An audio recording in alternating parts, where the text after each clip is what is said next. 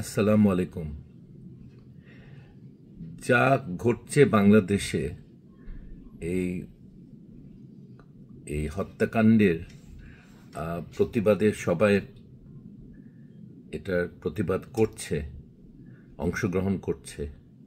আমারও এই ব্যাপারে কিছু বলার ছিল। এতদিন আমি একবার 18 তারিখে একটা ভিডিও করেছিলাম, কিন্তু সেটা বোধহয় ইন্টারনেট বন্ধ হওয়াতে এটা ঠিক প্রচার হয়নি। আমি শেখ হাসিনার কাণ্ডজ্ঞান সম্বন্ধে আমার একটা খুব খারাপ ধারণা হয়েছে। একটা আন্দোলনের, একটা ছেলেমেয়েদের আন্দোলন, যেখানে নিরস্ত্র বাচ্চারা রাস্তায় নেমেছে, সেখানে পুলিশকে, ছাত্রলীগকে এবং বিজিবিকে গুলি দেওয়ার নির্দেশ উনি দিয়েছেন। এটার জন্য ওনার একদিন শাস্তি হবে ইনশাল্লাহ। ইজিপ্টে হোসনি মোবারকের সময় তার সরকার 150 লোককে রাস্তায় গুলি করেছিল। 150 লোকের বেশিও হতে পারে, 150 লোক কমপক্ষে। সেখানে তাকে এই এটা তো হত্যাকাণ্ড জন্যে তাকে দায়ী করা হয়েছিল রাষ্ট্রপ্রধান হিসাবে। শেখ হাসিনাও সরকার প্রধান হিসাবে সেই দায়িত্ব তাকে নিতে হবে।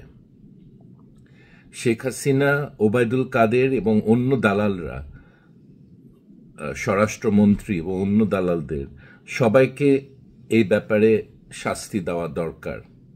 তাদেরকে কোনো সেফ এক্সিট দেওয়ার কোনো কারণ নেই।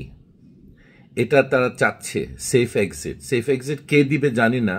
আমার মনে হয় তার শ্বশুরবাড়ি প্রতিবেশী দেশে সে হয়তো আশ্রয় নিতে চেষ্টা করবে, কিন্তু সেফ এক্সিট তাকে দেওয়া উচিত না। এবং আমাদের বিমান বাহিনীর দায়িত্ব হলো এই খুনি গোষ্ঠীকে সেফ এক্সিট না দেওয়ার জন্যে তাদের একটা বড় দায়িত্ব আছে, এয়ারপোর্ট এবং এয়ার স্পেস আমাদের রক্ষা করার। আমি শুনেছি ভারত থেকে হেলিকপ্টার এসে ওনাকে এবং ওনার লোকদেরকে নিয়ে যাওয়ার ব্যবস্থা করা হয়েছে। আগরতলাতে হেলিকপ্টার অপেক্ষা করছে। বিনা অনুমতিতে এই ধরনের আমাদের আকাশ সীমা পার হওয়ার কোনো অধিকার ভারতের নেই। এবং সেই হেলিকপ্টারকে আমি আশা করি আমাদের বিমান বাহিনী সেই হেলিকপ্টারকে ঢুকতে দিবে না শেখ হাসিনাকে নেওয়ার জন্যে।